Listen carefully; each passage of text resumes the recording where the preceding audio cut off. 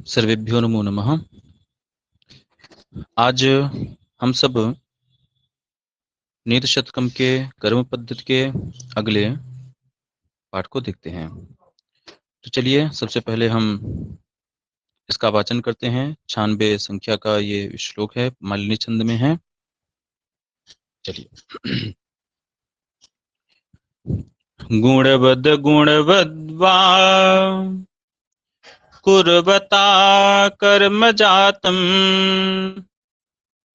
गुण कुर कार्य जातम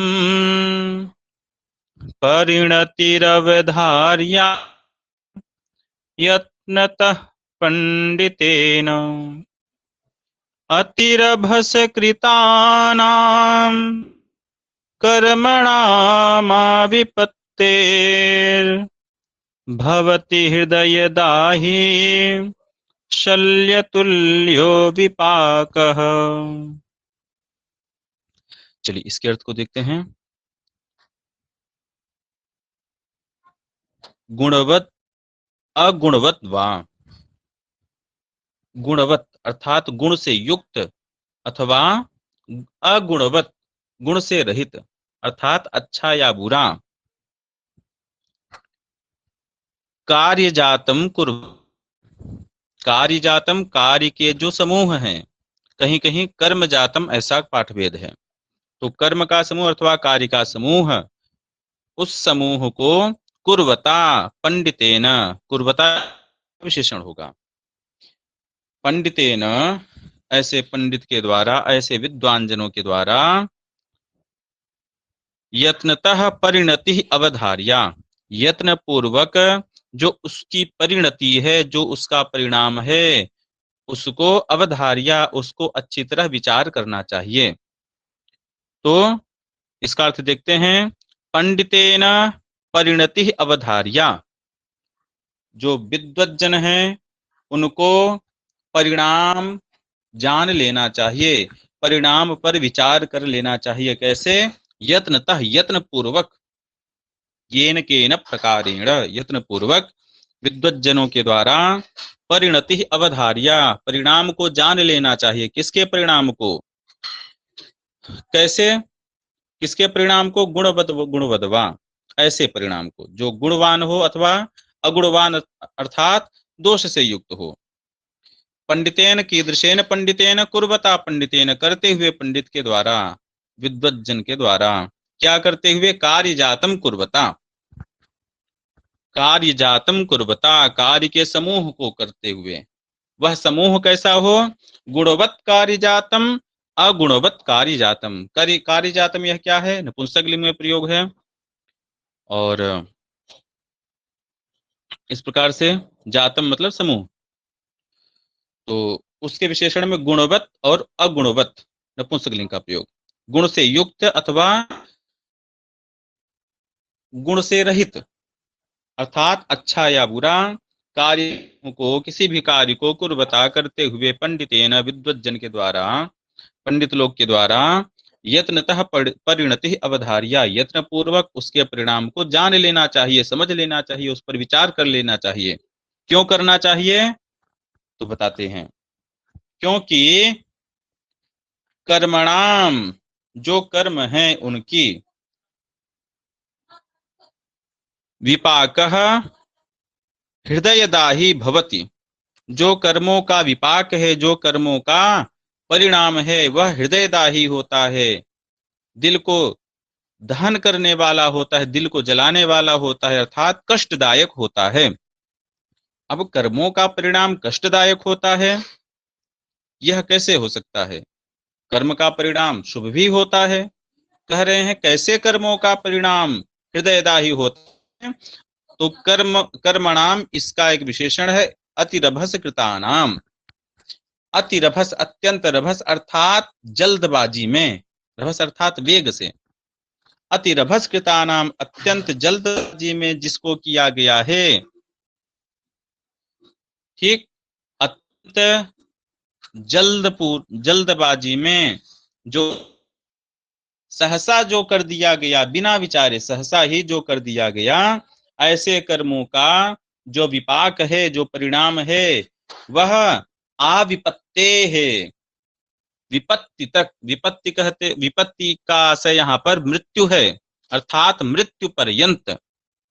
आविपत्ते है अर्थात मृत्यु पर्यंत हृदय शल्य तुल्य हृदयदाही भवति, शल्य के समान अर्थात कांटे के समान, हृदयदाही भवति, हृदय को जलाने वाला होता है, चुभता रहता है, कांटे के समान वह चुभता रहता है। ठीक है, तो चलिए पुनः इसका एक बार अर्थ देख लेते हैं। तो शल्य का यहाँ पर चाहे कांटा लीजिए चाहे बाण लीजिए, दोनों अर्थ हो जाएगा। तो गुणवत वा, चाहे अच्छा हो अथवा बुरा हो, ऐसे कार्य जातम कुर्वता, ऐसे कार्यों के समूह को करते हुए, पंडितेन पंडित जन के द्वारा, विद्वत जन के द्वारा, परिणति ही यत्नतः अवधार्या, उसका जो परिणाम है वह यत्न पूर्वक जान लेना चाहिए, यहाँ पर विचार कर ले। क्यों विचार कर लेना चाहिए? क्योंकि हस्तकृतानाम कर्मणाम, जल्दबाजी में किया गया, सहसा किया गया जो कर्म है, उन कर्मों का जो विपाक है, जो परिणाम है, आविपत्ते है मरण पर्यंत शल्य तुल्य हृदयदाही भवति, शल्य के समान, बाण के समान अथवा कांटे के समान हृदय को जलाने वाला होता है, अर्थात चुभता रहता है, अर्थात कष्ट देता रहता है। ठीक है, शल्य तुल्यो, यहाँ पर तुल्य होना चाहिए, हसिच और गुण हो गया। ठीक है, यहाँ पर मालिनी छंद है, उसका लक्षण पूर्व में देख चुके हैं। चलिए आगे के पाठ को हम लोग देखते हैं। यह सर्गधरा छंद में है। चलिए वाचन करते हैं पहले इसका। स्थाल्यां वैदूर्यमय्यां पचति तिलकणाश्चन्दनैरिन्धनौघैः, सौवर्णैर्लाङ्गलाग्रैर्विलिखति वसुधा मर्कतोलस्य हेतोः, कृत्वा कर्पूरखण्डान् वृत्तिमिह कुरुते कोद्रवाणां समन्तात्, प्राप्ये मां कर्म भूमिं न चरति मनुजो यस्तपो मंदभाग्यः। अब देखिए यहां पर क्या है, पचति, लिखति, कुरुते, चरति, चार क्रियाएं हैं, तो चार वाक्य हम बनाएंगे। कैसे बनाएंगे चलिए देखते हैं। पचति, किम पचति? तिल कणान पचति, तिल के कण को पकाता है, तिल की खली को पकाता है। ठीक है, तिल के कण को पकाता है। यह पचति, जो पकाता है, कैसे पकाता है? वैदूर्यमय्याम स्थाल्याम, वैदूर्यमयी थाली में, मरकत की जो मड़ी है उस मड़ी में, उस मड़ी की बटलोई में, तिल कणान पचति। ठीक, कैसे और कैसे पकाता है? पकाने के लिए ईंधन क्या है? तो चंदनैः ईंधनौघैः, चंदनैः ईंधनौघैः, चंदन रूपी ईंधन के द्वारा, चंदन रूपी ईंधन के द्वारा।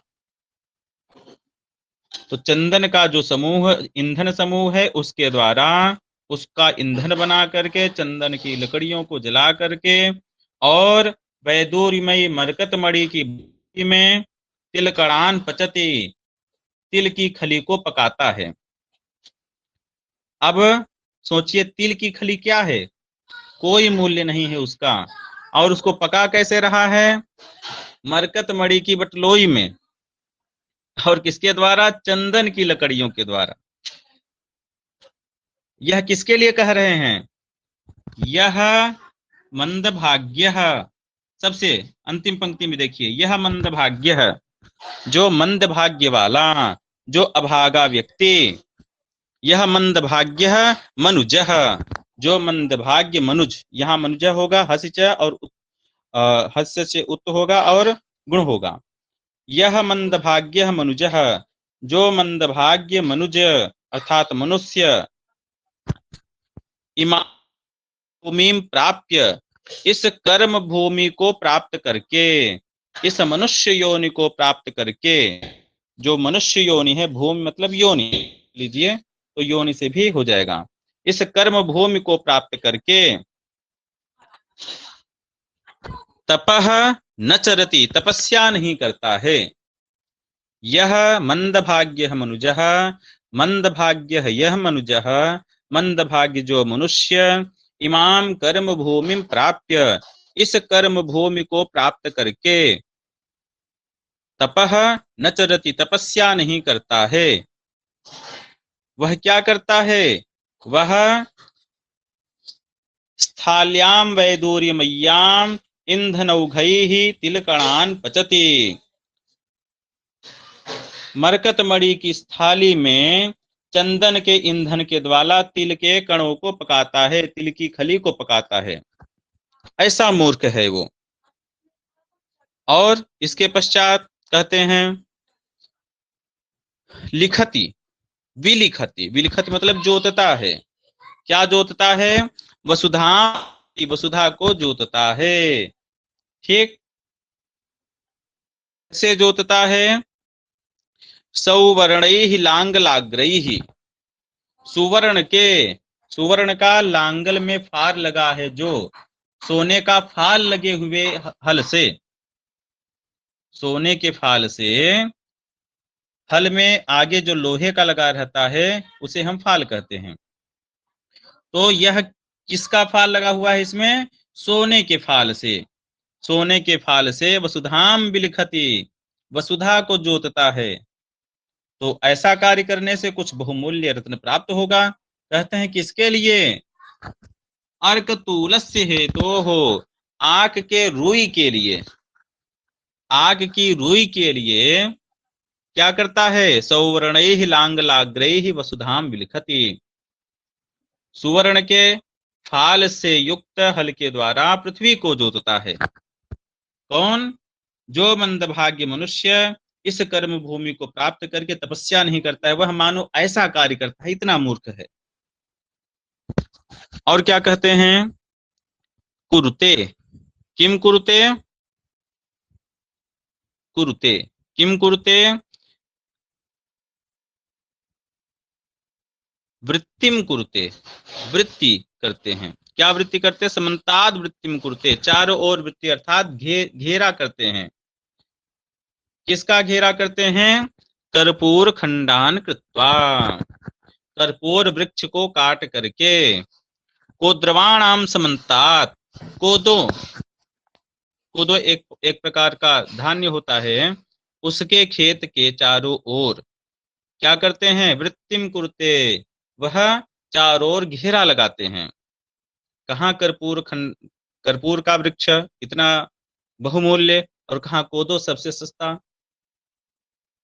तो इतना मूर्ख है कि कर्पूर के वृक्ष को काट काट करके कोदो को घेरता है उसकी रक्षा करने के लिए। कौन ऐसा करता है, यह मंदभाग्य मनुजः, जो मंदभाग्य भागा मनुष्य, इमाम कर्म भूमि प्राप्य, इस कर्म भूमि को प्राप्त करके तपह न चरति, तपस्या नहीं करता है, ठीक है, वह यह करता है। ठीक है, पुनः एक बार देखिए, स्थाल्याम वैदूर्यमय्याम, मरकत मणि की स्थाली में, चंदनैः ईंधनौघैः, चंदन के ईंधन के द्वारा, तिलकणान पचति, वह तिल के खली को पकाता है, और सौवर्णैः लांगलाग्रे, सुवर्ण के फाल से लगे हुए हल के द्वारा, अर्कतूलस्य हेतोः, आंख की रुई के लिए, वसुधाम विलिखति, पृथ्वी को जोतता है, और कर्पूर खंडान कृत्वा, कर्पूर के वृक्ष को काट करके, कोद्रवाणाम समन्तात, कोदो के चारों ओर वृत्तिमिह कुरुते, घेरा लगाता है। कौन, यह मंदभाग्य मनुजः, जो मंदभाग्य मनुष्य, इमाम कर्म भूमि प्राप्य, इस कर्म भूमि को प्राप्त करके, तपह न चरति, तपस्या नहीं करता है। यहाँ पर माला निदर्शनालंकार है और सर्गधरा छंद है, उसका लक्षण हम पूर्व में देख चुके हैं।